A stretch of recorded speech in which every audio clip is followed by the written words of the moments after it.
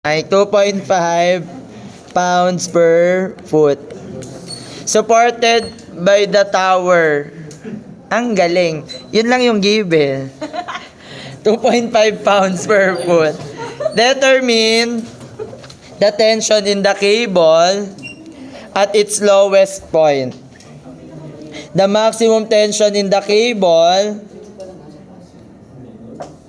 and the length of the cable.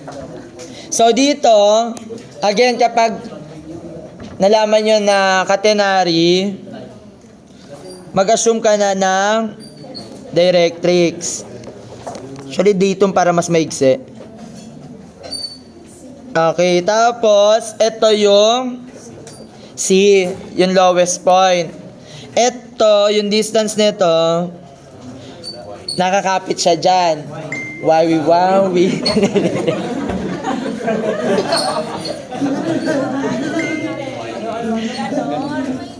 May entry.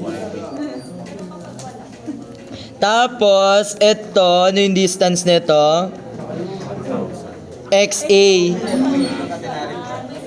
Ito. Okay, ano yung mga alam natin na equation galing dun sa ano natin sa given? Si YA equal siya sa 200 plus YB. Na yung sundan, ito si YA, ito si 200 plus YB.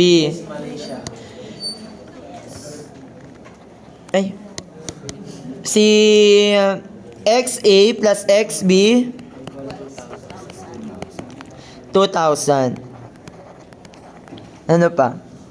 Si YB equals to C plus 50. Si YA equal kay C plus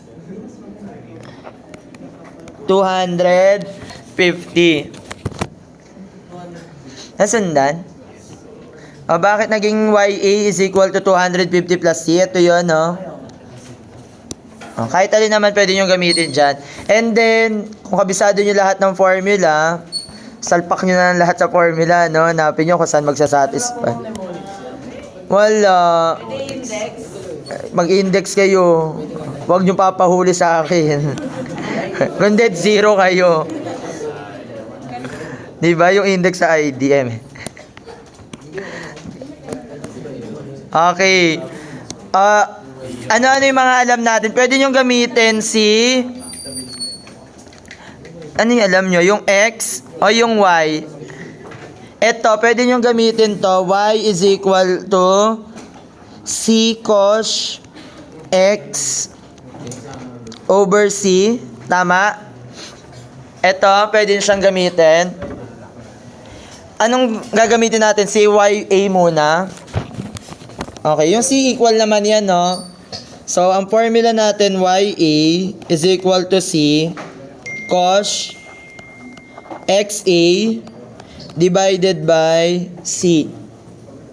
Then, YB, that is equal to C cos XB over C. Ilang equation to? So, kailangan ko, ito, pwede?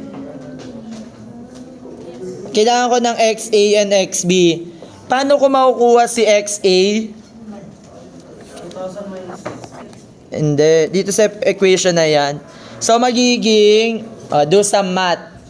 Do the math. So, YA divided by C is equal to cos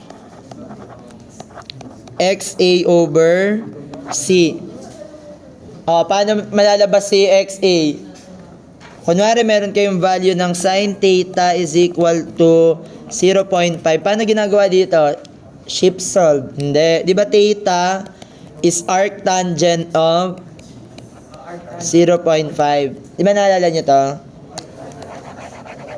So, magkakaroon tayo ng inverse cos. So, magkakaroon ako ng XA over C is equal to cos inverse ni YA over C.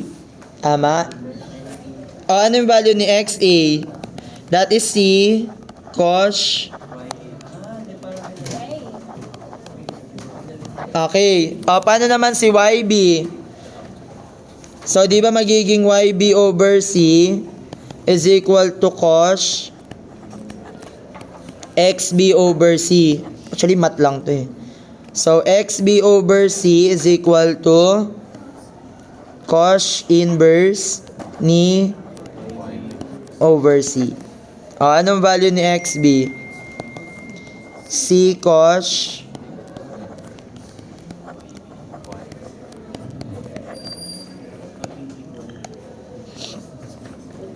okay. O, ngayon, pwede nyo na isalpak sa formula natin na si XA plus XB is equal to 2,000. So, XA plus XB is equal to 2,000. O, ilan na yung unknowns? 3 na lang. Ano relationship ni YA and YB? Magkapatid sila sa ama. Saring. Si YA is equal to 200 plus... Ayun na pala, nasulat ko na pala, sorry. Nasulat ko na pala, no?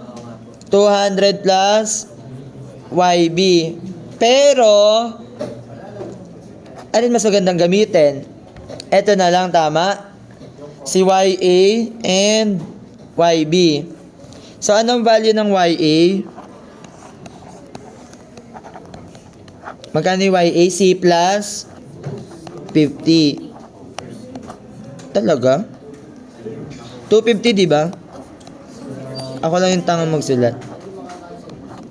Plus C cos inverse ni C plus 50 over ilan na lang nawawala? Ayun no, tara yun. Distance lang yung kailangan.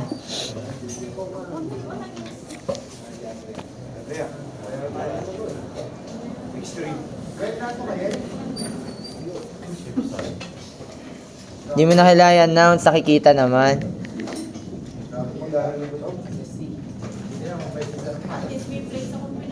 Oh! Oy, John, wala ka rin. Wala ka rin. Zero, wala doon announcement ng play. Oy, sabi ni sabi. Sabi ni Zero. Wala doon announcement. 3 weeks na sinasabi. Wala pala sinabi. Bakit na bakit? Hoy! Sabi ah! Parang may kaaway na sa chat na jowa. Ayan na, inikabot Oh, na. ayan. Oh! Kailan mo sir sinunod yung PPT na yan? Kailan? Basta matagal na itong ginawa.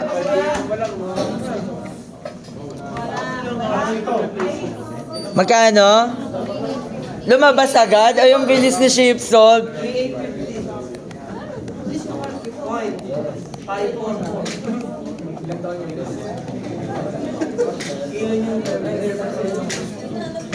Oh, tapos na.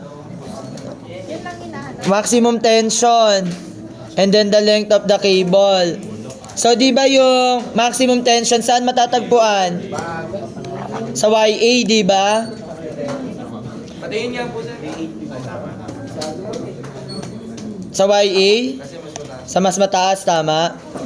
So, yung T minimum, ang formula ng T minimum is WC. Ano yung W natin? Yung given lang. Which is 2 point.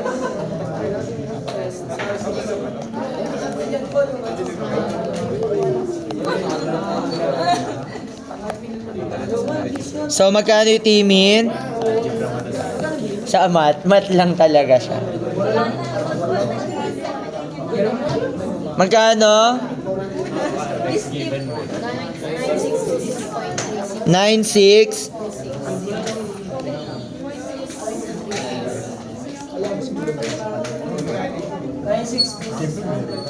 Kilonewton ba?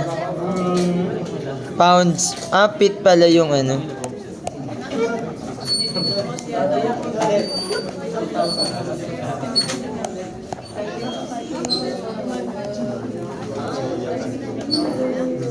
Okay, for T-max, that is equal to WYA.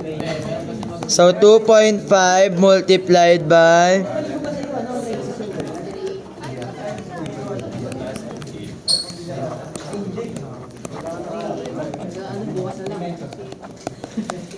magkano yung T-max? Oh, Axel. 10,000. 0.36. Okay na yan. Sir, paano si S1?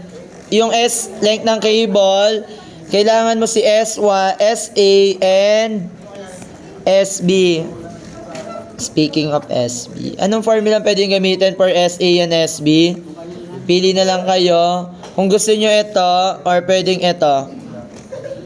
Alin mas madali? Yung may cinch? Kasi ito lang yung may S, di ba? Yung cinch o yung Pythagorean theorem. Ito na lang, no?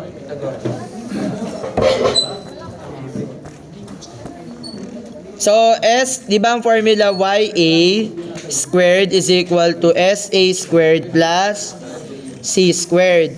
So, ang S natin, SA is equal to the square root of YA squared plus C squared.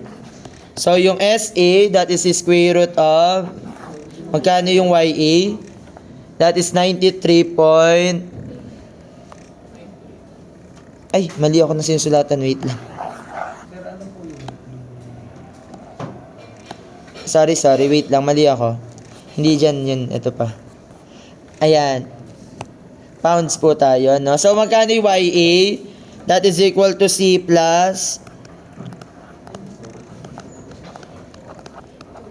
2, mali. Kulang ng 250.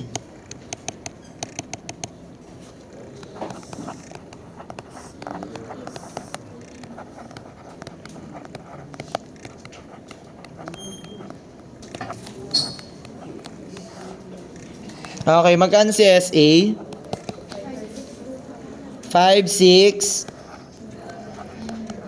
Ang laki. 5,625 point. Meter a feet. And then for SB,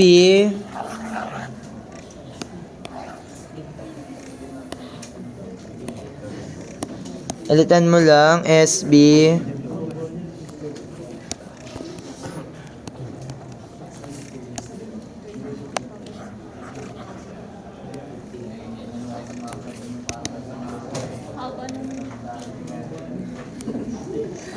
Okay, magkano si SB?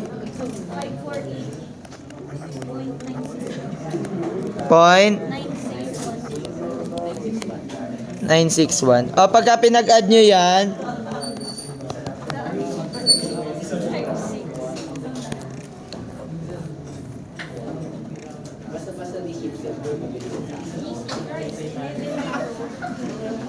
parang ang laki. Talaga ba?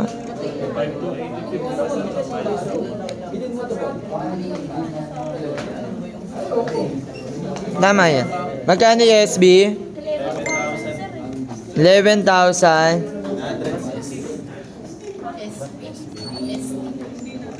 Point.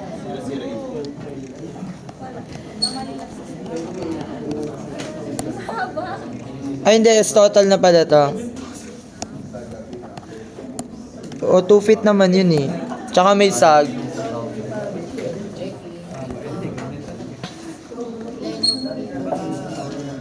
Ito haba.